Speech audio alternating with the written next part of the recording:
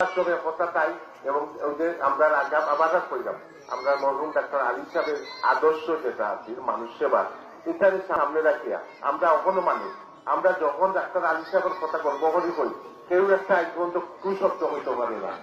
আলী সাহেব কিছু মরছেন না, যে কেউ আলী সাহেব জীবিত এখন তার কর্মকাণ্ড যারা তার সেবা পাইছে এবং তার উপস্থিতি আমরা তার এই শূন্যতা পূরণ হওয়ার মতো নাই।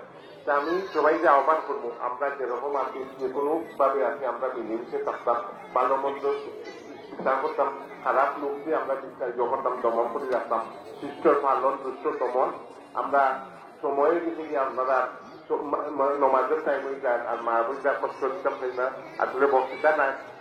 আমি আপনারা সেবা করা লাগি আশা করছি আল্লাহ যেন আমার ভবিষ্যৎ আশা পুরা করেন এবং আমার ছেলে মেয়েদেরকে আমরা আমার আত্মীয় ভাই বাতিকে আছে সবাইকে আমি চেষ্টা করছি আপনারা সবাই আমাদেরকে দোয়া করবা এবং আপনারা ভালো থাকুন। সবাইকে ধন্যবাদ। আসসালামু আলাইকুম। আদাব।